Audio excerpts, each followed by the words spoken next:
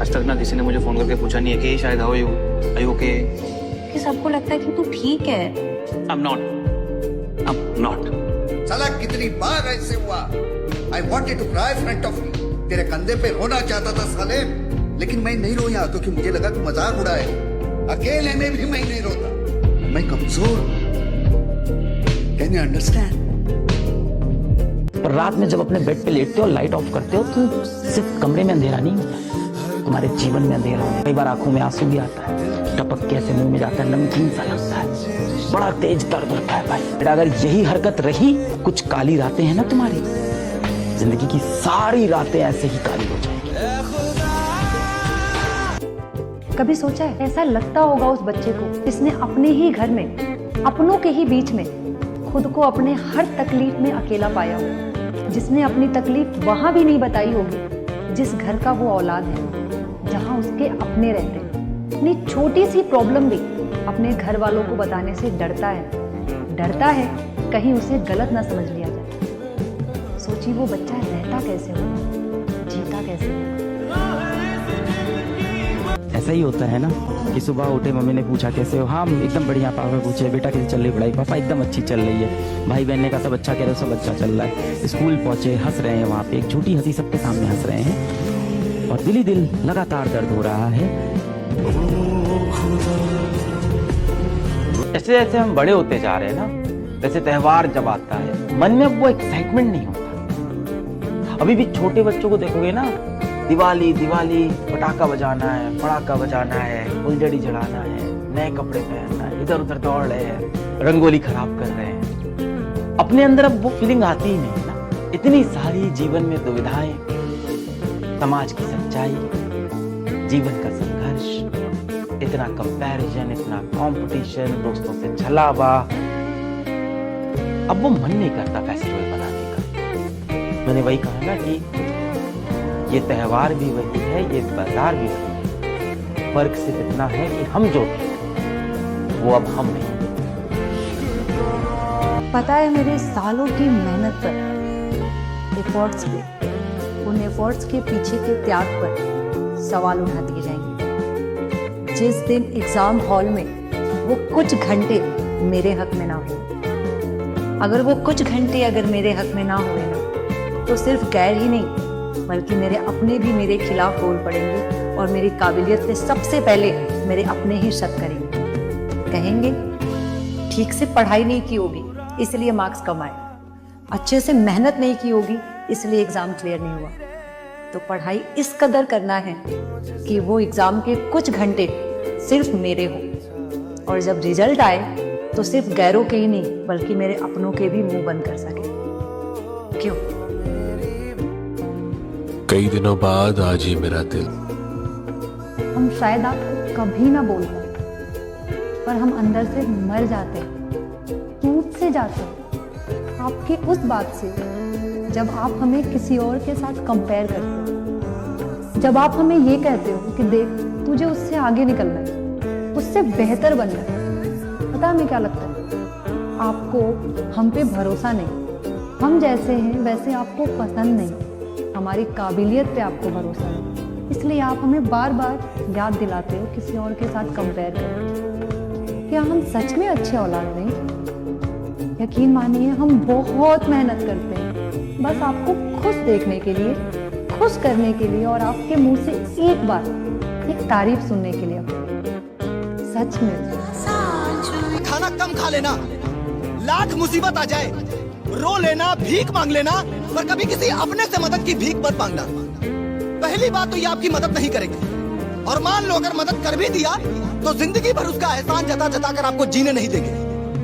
और ऐसा भी नहीं है कि जो मदद उन्होंने की है वो आपको वापस नहीं करना है, वापस भी करना है, लेकिन तब तक उनके हर हुक्म को मानना है, उनके हर तानों को सुनना है। अगर आपसे एक छोटी सी गलती हो गई ना, तो वो आपको ऐसे ट्रीट करेंगे जैसे दुनिया के सबसे बुरे इंसान आप हो, उनके सबसे बड़े दुश्मन आप हो। वो बातें तो दीन धर्म की करते हैं, लेकिन उस ऊपर वाले की एक नहीं सुनते हैं। वो भूल जाते हैं कि बुरा वक्त किसी एक पर मुकर्रर नहीं है। आज शाम है तो कल सवेरा भी होगा, आज हम पर है तो कल तुम पर भी होगा। जिन्हें आप कभी नहीं समझा सकते, जब दूसरे को समझाना मुश्किल हो तो खुद को समझाना चाहिए। जब कोई आपकी बात नहीं माने तो इतने बुलंदी पे जाइए कि वो बात एक बार आके आपसे कहे हम बहुत गलत अत्याचार किए हैं आपके साथ। अगर आप खुद को बार बार भावुक होने से और खुद को रोने से अक्सर रोकने की कोशिश करते हैं, आपके अंदर जो गुबार है अंदर, उसे आप बाहर नहीं आने देते, अगर आप हर बार अपने गुस्से को मन के अंदर ही दबा लेते हैं, अगर आप अपने परिवार, रिश्तेदारों और दोस्तों में खुद को अपमानित महसूस करते हैं और इस अपमान पर अक्सर चुप रहते हैं, तो आपका हर समय थके रहना, थका हुआ महसूस करना बिल्कुल स्वाभाविक है। माँ बाप के लिए एक लड़के की अहमियत क्या होती है? जब एक लड़का पैसे कमाने के लिए अपने सपनों को छोड़ दे, तब समझना कि वो लड़का अपने माँ बाप के लिए जी रहा है। जब वो खुद की जरूरतों को मारकर अपने घर वालों की जरूरतों को पूरा करे, तब समझना कि लड़का जिम्मेदार हो चुका है। जब वो किसी से कोई शिकायत ना करे, तब समझ जाना कि वो अपने आप से लड़ रहा है। जब वो कहे कि मैं ठीक हूं, इसका मतलब अपनी सारी भावनाओं को वो मार चुका है और सबको खुशी देने का प्रयास कर रहा है। ये अहमियत होती है एक लड़के की माँ बाप की नजरों में, है ना? मैं ऐसा इंसान हूँ जिसे नहीं लगता हमारी जिंदगी का कोई खास मकसद होना चाहिए। मैं बस 40 साल की उम्र तक ढेर सारे पैसे कमाना चाहता हूँ और ऐसे देश में जिंदगी बिताना चाहता हूँ जहाँ ज्यादा खर्चा ना होता हो।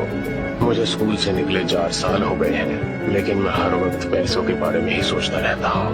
मुझे बस ढेर सारे पैसे चाहिए। अगर मैं मर गया तो कोई भी मुझे याद नहीं करने वाला। अरे तुम अभी से थक गए? अरे पागल, अभी तो तुम्हें वहां हंसना है जहाँ पे तुम फूट फूट कर रोए थे। अभी तो तुम्हें उन गलियों से गुजरना है सर उठाकर जहाँ पे तुम बेइज्जत किए गए थे। अभी तो तुम्हें अपनों को जवाब देना है जिन्होंने तुम्हारी काबिलियत पर सबसे पहले उंगली उठाई।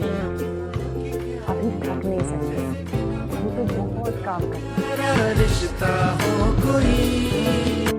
कितनी अजीब बात है, मरने के बाद स्वर्ग में सुख दिलवाने का ठेका सभी धर्मों के पास है, भले ही आप जिंदा रहते हुए दुख में मर जाएं। अगर एक दिन तुम टपक गए तो फेसबुक पर RIP लिखने वालों में से आधे लोग तुम्हें पहचानते भी नहीं होंगे। इंस्टाग्राम स्टोरी में तुम्हारी फोटो लगाने वाले उसी रात पार्टी में जाएंगे। जो लोग तुम्हारे जाने पर रोएंगे, वो भी अपना नाम बनाने पर काम करो। जिसने मुझे फॉलो किया है उसका दिल से शुक्रिया, और जो करने की सोच रहा है मुझे फॉलो करके अपना यार बना लो। जिंदगी में तुम्हें हमेशा सही राह दिखाऊंगा।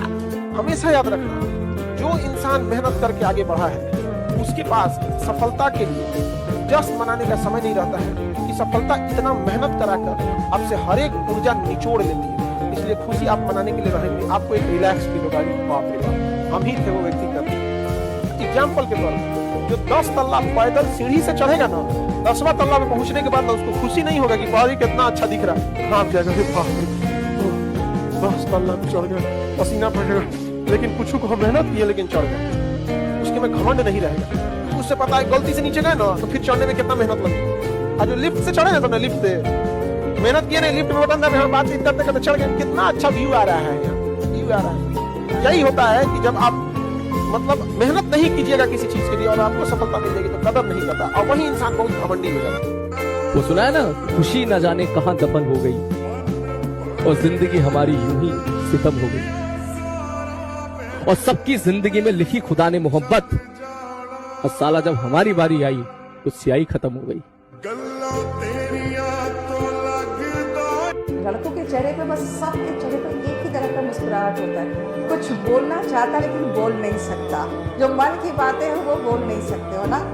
तुम लोग पर एक शेर है, ऐ दिले नादान समझ इस बात को, ऐ दिले नादान समझ इस बात को, तू जिसे खोना नहीं चाहता वो तेरा होना नहीं चाहता। इसीलिए तुम लोग का इमेजिनेशन जो है ना, वहीं तक मांगो जहां पर अगला भी वही चीज मांग रहा हो, क्योंकि प्रार्थनाएं तो दोनों की पहुंच रही होगी। भगवान कंफ्यूज होगा, ये किसी और को मांग रहा है, वो किसी और को मांग रही है। करूं तो करूं क्या, बोलूं तो बोलूं क्या। मैं रात को सोने जाता हूँ तो नींद नहीं आती, कई बार रात को अचानक उठ के बैठ जाता हूँ, पसीने और एंजाइटी के साथ दिमाग में घूमता रहता है सारा दिन जो हुआ।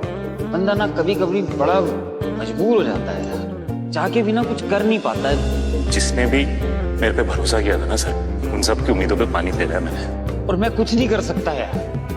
क्या प्रॉब्लम है? प्रॉब्लम ये है ना, शादी के बाद लड़के की जिंदगी सिर्फ रिश्तों को संभालने में बीतने लगती है। माँ चाहती है कि बेटा पहले जैसा रहे, पत्नी चाहती है कि वो सिर्फ उसका बने। जिम्मेदारियां बढ़ती हैं, ख्वाहिशें सिमटती हैं, सबको खुश करने की कोशिश में वो खुद को भूल जाता है।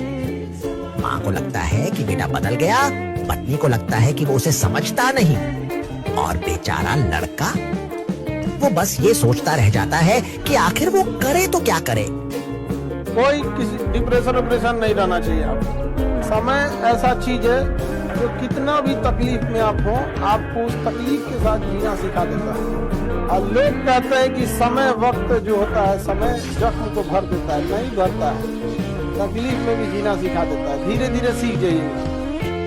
क्या भैया इतना गौर से क्या देख रहे हो? बढ़िया में कहा लिखा बेटी बचाओ बेटी पढ़ाओ। अब बेटा तो घर में बूंदिया खाओ। और सुनिए, बेटी है तो कल है, अब बेटा तो मेरा ही। अरे बेटा की भी पुष्टि को, तो बेटा तो कल है, परसों है, तरसों है। बाप को इसी नालायक समझता है। सारा दिन में निकलते घर से तो 2 गाली खाते, रात को लेट तो घूमते तो 2 गाली खाते। बेटा करे तो करे का, बेटा के लिए भी कुछ लिखना चाहिए ना। बेटा है तो साला जनरेशन है, बेटा तो आगे का दुनिया, आगे का पीढ़ी है। सब बेटा के लिए कुछ तो नहीं है।